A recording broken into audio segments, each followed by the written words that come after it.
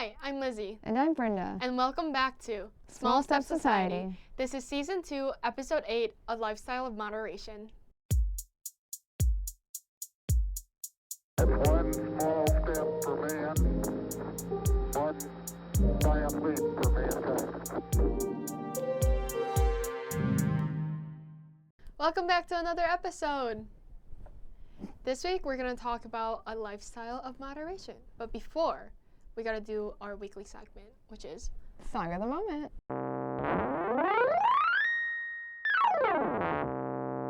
So Lizzie, what's your song of the moment? my song of the moment is Banana Pancakes by Jack Johnson. Oh, I feel like I've heard of Jack Johnson, but Upside down. that's where I've heard it from. But and Better Together. And he has a lot of good songs. Huh. But I think a lot of the songs are now very popular in social media. But Banana Pancakes, it just reminds me of a nice, cozy, rainy day making banana pancakes in a log cabin. You had many of those? Just one. But I listened to that song while it happened, so it's like associated now. Nice. Yeah. What's your song of the moment? My song is Pull the Plug by Ash. I know Ash. Yeah. Yeah. It's a nice song. I like the build up in it. Nice. So getting into the episode, we're going to be talking about what a lifestyle of moderation means, because we always hear everything is better in moderation, but what does that actually look like, and how can that apply to different aspects of our life, whether that be our relationships or our work-life balance, etc. Yes. Stick around to find out. Yes. I wanted to start off with Goldilocks because I feel like it's a story that everyone knows, with the 3 bears and the 3 porridges and the 3 beds, you know. We always want the one that's not too hot, not too cold, just perfect, you know. And in what's called the Goldilocks effect, we find that infants naturally tune into experiences that are neither too simple nor too complex. So it's like kind of in our nature to want the perfect middle, right? And even marketers know the Goldilocks preference, because when customers are presented with a product that is offered at low, high, or medium value, like price points, the shopper typically chooses the middle option. We were actually talking about that in my rational decision-making class. Oh, really? About, like, it's an effect that's, like, used in all sorts of ways. Because for some reason, we're just inclined to just choose the thing that's, like even if, like, someone like puts their fingers out, you always choose the middle one. I feel like it like just feels safer for whatever reason to choose the middle one. But unfortunately, our culture valorizes extremes. So Carlin Flora on Psychology Today states some examples on the extremist tendencies of our society. Some of them being that people are no longer capable of watching just one favorite TV show. They binge watch tons of like TV shows and whole seasons at a time without sleeping or like eating, you know, like they're kind of ignoring the basic needs. Another example that she wrote about was that anything that happens to anyone is super awesome or the worst thing ever. You know, there's no like, oh, it was good. It's like very extremes. And this other thing that I thought was a very funny example was that a lot of people have no problem just drinking a Sonic peanut butter and cookie dough Dream Master Blast, which I had never heard of. But I guess it's around 2,000 calories, right? Which is a lot. While on the other side, many recoil in horror for a teaspoon of added sugar, you know? So that's another aspect of like super extremes in our society. And Carlin Flora says that this happens because we've evolved to see things in black and white rather than shades of gray. Because this is her example, but it's simpler to say my ex is a narcissist than yes, my ex is quite high on the scale of some components of narcissism, but I also played a role in the dynamic that led him to leave, you know? Like, nuanced assessments are like this are mentally taxing, while extreme labels are just way easier to, like, think about and just way quicker. So. Yeah, I feel like that's a huge reason why, like, pop psychology is a big thing. Like, where we kind of just self-diagnose ourselves because Yeah. we diagnose ourselves because we just see like these extreme labels and it feels like we either have to like be depressed or not be depressed, have anxiety or we don't have it at all, and it's like not really. Like there are so many things on that spectrum that we kind of forget about. Yeah. But yeah, that's a great introduction to what we're going to be talking about. And just to finish that up, I think going back to that saying everything in moderation is fine. Well, we always hear that, but we don't realize that even that is true in moderation. So I think like moderation should be defined in relation to your current habits rather than just like defining it based on like some universal standard.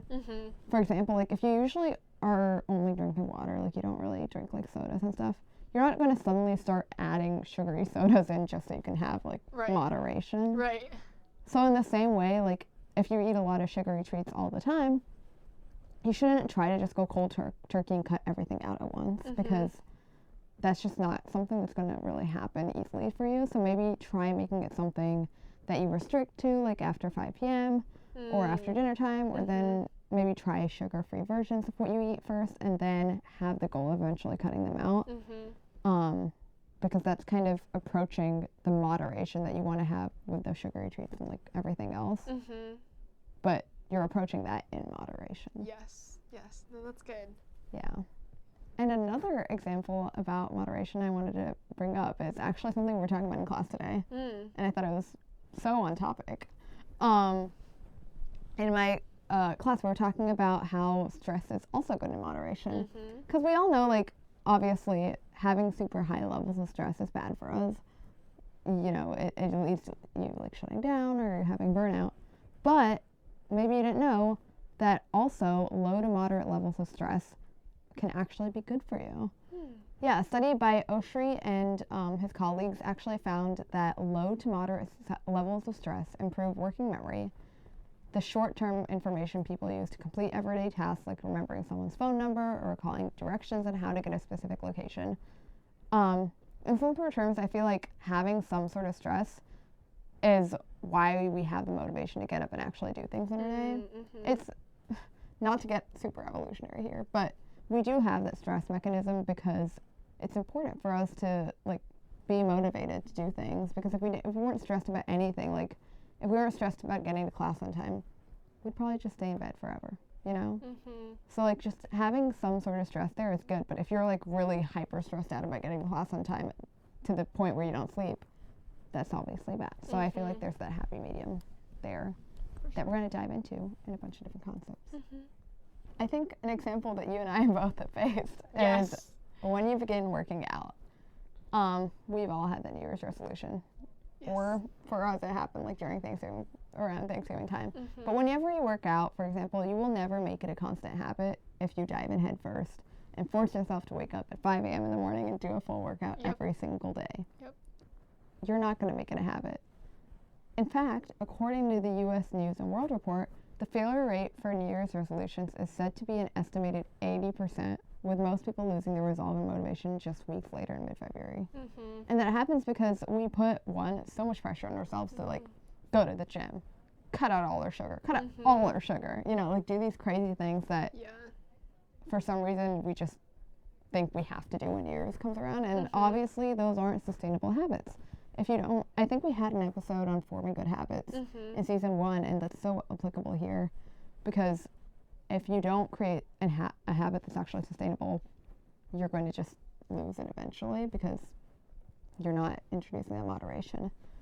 So that's just like another example, like when you're setting goals for yourself or creating some sort of habit in your life, just to be mindful of what's actually feasible and how can I, you know, create these short-term goals in between to reach that long-term goal that I have set for myself. Yeah. Now we're going to talk about something that I kind of hinted at the beginning of this episode, but work-life balance. I feel like that's something that's super applicable to you and I as we start moving into the workplace and shifting from college. But let's just start out with a simple saying that maybe you've heard, maybe you haven't. All work and no play makes Jack a dull boy. I feel like that's something that we hear every now and then in our lives, but maybe you didn't know there's a second part to this. And it's all play and no work makes Jack a mere toy. And I feel like that's so fitting that really encapsulates everything we're covering in this episode. Yeah. And for work-life balance, Art Markman, a professor of psychology at UT Austin, actually promotes off-task time. He says that part of being a good thinker is encountering things that are seemingly unrelated to what you're working on at the moment, but give you insights into your work. And there's a lot of research showing that a positive mood leads to higher level of productivity and creativity. So when people do things to boost their life satisfaction and their mood, they also make themselves more effective at work. Yeah. And if you don't believe me, there's a lot of super famous and successful people who built in flexibility and leisure time into their jobs. Stephen King, for example, writes for a few hours in the morning and then sometimes doesn't return in the afternoon because he's doing something that he's enjoying, right? Yeah. And people consider Stephen King a very esteemed writer, a very well-known author, you know? And according to neuroscientist Josh Davis, who is also the author of 2 Awesome Hours, an even lighter schedule is sufficient as long as conditions such as not being tired or hungry are right for peak productivity. Yeah. Yeah. You know that, sorry.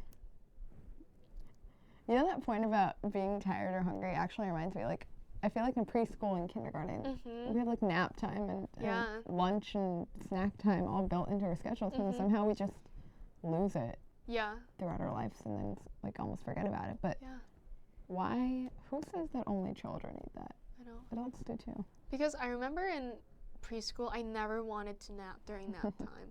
I always wanted to go hang out with the older kids because I was like, I'm not tired.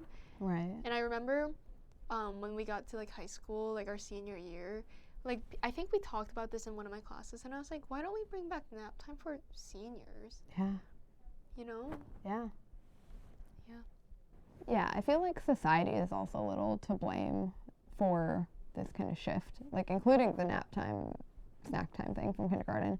But also I feel like nowadays people love to just be boasting about their schedules, or that's seen as a, if you have a lot of meetings and your day is jam-packed, you're almost the subject of envy for some people. Actually, an organizational behavior professor at Stanford named Jeffrey Pfeffer said in the 1920s and 30s, if you had a tan, it was a status symbol. It said you could afford to lie on the beach and take a vacation. Now, status comes from being so busy that they have to always be connected. There's this competition to see who works more hours. Yeah, in addition to that, references to crazy schedules and holiday cards have also reportedly shot up since the 1960s. Isn't that crazy? Yeah. The fact that it's one thing to have it, we brought up in your everyday life, oh, I have to go, I have this meeting to catch, whatever. But it's another thing to bring it into the holiday cards and that's almost it's just such a specific part of your life that you wouldn't think all of this bleeds into, but it does. Yeah, and it became a staple, a very communal experience for everyone. Yeah. Yeah, and then lastly, just to really reinforce this, is that when Americans hear busy, they think status. And that was something that Sylvia Belezza and Neeru Paharia, marketing professors at Columbia Business School in Georgetown, found in their recent study. So all of that just goes to show that, yes, society really values having that busy, packed schedule and that calendar full of events, but it wasn't always like that, and we have to remind ourselves that maybe it shouldn't be. There is so much more out there than, trying to keep up that high profile in society where you should be the subject of envy just because you have the busy schedule, because chances are you're probably not enjoying it as much as you would if you had something else filling up your time. You know? For sure. And I think that kind of leads pretty well into work-family conflict, which is related to the work-life balance topic as a whole. But work-family conflict refers to how, as adults, when you don't have work-life balance, it doesn't just affect you, it also affects the people around you. Work-family conflict is essentially where your work gets in the way of family, or vice versa. So AmericanProgress.org found that fully 90% of American mothers and 95% of American fathers report work-family conflict, which is crazy. That's almost every single American working person has this work-family conflict. Which in turn probably affects the generations below them because they're not necessarily getting the attention or the family that they deserve. And And it's because companies almost value employees who will put work over everything, even family, because in today's day and age, it shows commitment. You know, chances are if you're putting in 12 hours of work and this other person's only putting in 8 hours of work because they have a family, which keep in mind 8 hours is like the standard for how many hours you're supposed to work. You're the 12-hour person is probably going to be getting that promotion, which doesn't necessarily make sense because maybe, you know, the circumstances are so different. Maybe they don't have a family to go home to, or maybe they do and they just are having this work-family conflict where they're putting work over the family. All that to say, there needs to be some balance there. In fact, work-family conflict can actually impair mental health and psychological well-being. It leads to increased burnout, depression, and anxiety, lower life satisfaction. It also has negative effects on physical health, such as poorer sleep, perceived health, and higher cardiometabolic risk. And those who have this work-family conflict tend to engage more in unhealthy behaviors like smoking, alcohol use, medication overuse, poor diet, sedentary behavior. I feel like we've all heard the story of like the boss who has this packed schedule and they're always in meetings and they have so many things to take care of and then they have a heart attack, you know? It's all just because they're trying to balance all these different things. And not only are they juggling tasks at home, they're also juggling tasks at the workplace. Yeah. And that can be a lot.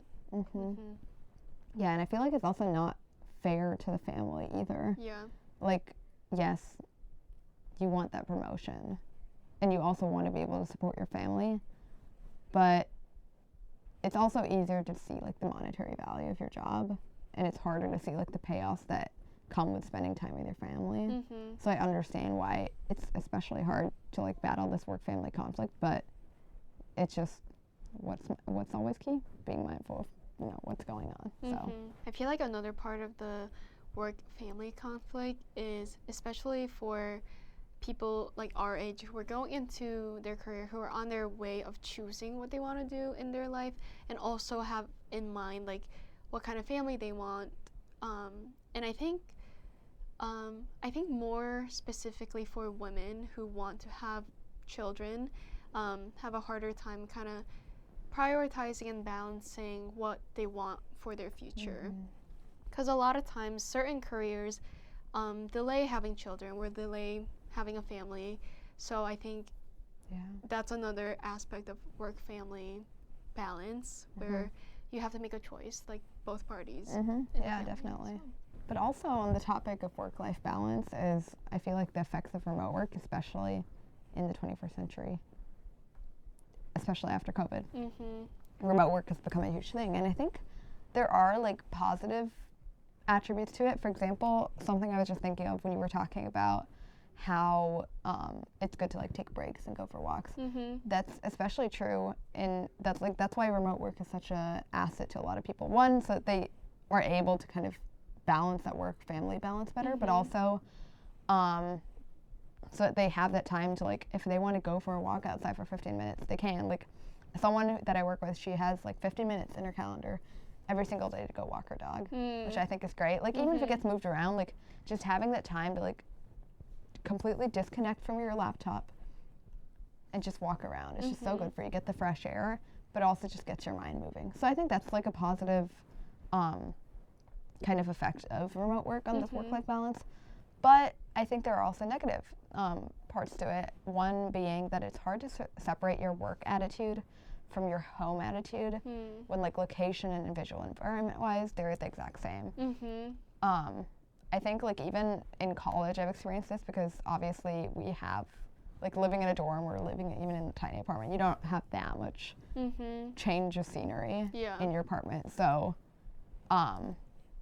it's, like, especially hard to have that change from, like, working in your bedroom where your bed is to, like, working at a desk, you know what I mean? Like, it's just right there. Yeah. But the good thing about college is, like, you have all these different places on campus to go work at, which I, like, didn't realize the value of until I actually started doing it. And I feel like I'm able to go to bed better because I'm not working in the same place that my bed is in, you know? Yeah, that makes sense. But going back to remote work, you know, that's something that's very hard for people to deal with, especially if they used to work in the workplace and now they're working at home.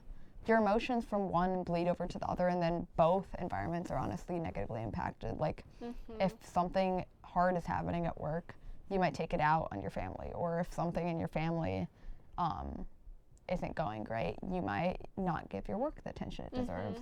And it's just harder to like disconnect and compartmentalize when everything's happening in the same place.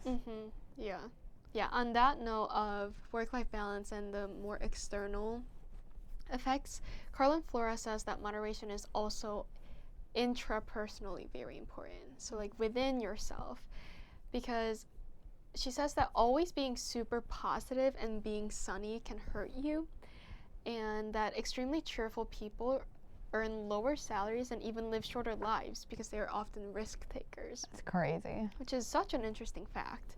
And this shows that moderate levels of positive emotions fuel creativity, like we mentioned above. Like positive emotions with positive moods, like you do better in your workplace, but high levels of positive emotions rather harm you, you know? And we kind of talked about this, I think, a little bit in our past episodes, but even generosity and empathy in high doses is negative, because too much generosity consumes so much of the giver's time and energy that it could cause burnout. And too much empathy can sometimes cloud judgment and could lead to sacrificial behavior that ultimately hurts more than it helps. So I think even within yourself and the actions that you take, it's very important to have the moderation and the balance. Yeah, definitely.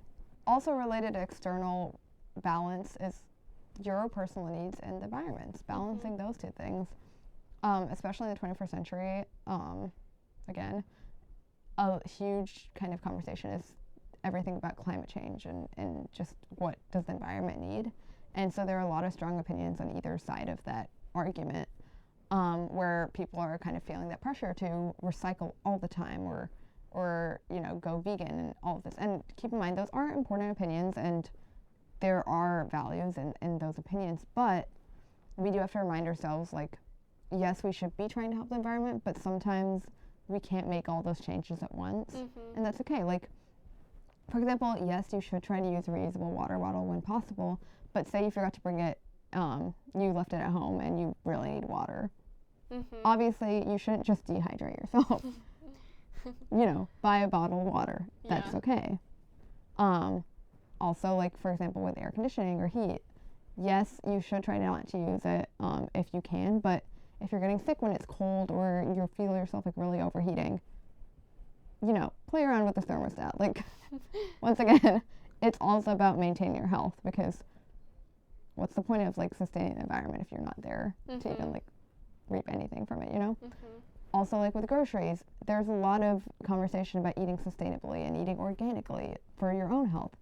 Yes, there are positives to doing that, but sometimes your bank account can't support that. You know, different diets do cost different amounts, and sometimes you can't really access that, and you shouldn't be shamed for it. The point being, like, the way people can interact with the environment varies a lot depending on their lifestyle and their financial status and their social status. So it's not really other people's places to be speaking on that, but you should be able to kind of gauge where you're at and what you can do with the environment, and then treat it in moderation and give yourself grace also with that. Yeah, but I think that's why there's the invention of hybrid cars, because hybrid cars are between gas cars and electric cars. It still takes gas, but it has a battery, so you can do both. And it's like better for the environment than gas cars are, but it's more accessible and attainable, like financially, than just all electric cars. So yeah, great job whoever came up with the idea of hybrid cars. Great example of moderation. Yeah, and I feel like it's a great like stepping stone too. Like, if you don't want to fully give up your electric car, or you fully give up your gas car. Yeah, and also because society's the way it is, and not everyone has access to like the electric pumps, right? So this is a great way to start. We talked about moderation within the environment, we talked about moderation within ourselves, but I feel like we haven't really talked about moderation within relationships. So, yeah. Off that, like, a huge part where moderation can come into play is when you're deciding whether to fight for something versus when to let it go. And that could be in regards to people, but also like projects, like passion projects and goals that you set for yourself. And I'm no expert on this, but I did think of like a couple questions that if I were to really sit down and think about like whether I should fight for something, these are questions that I would ask myself. One, will the work that it takes to achieve that goal that you have eventually be equal to or less than the positive feeling you get when it is achieved? Like, will the work that you put in be worth it, essentially? And if not, maybe it's not worth fighting for. Like, if you're putting in all your blood, sweat, and tears, and then the final product just isn't going to get you that joy at the end of the day, or you're doing it for reasons that maybe aren't necessarily intrinsically valuable, then maybe it's not a great thing to be putting your time into. And it's better to find that out sooner rather than later. If it involves another person, maybe considering whether they want you to actually fight for the relationship.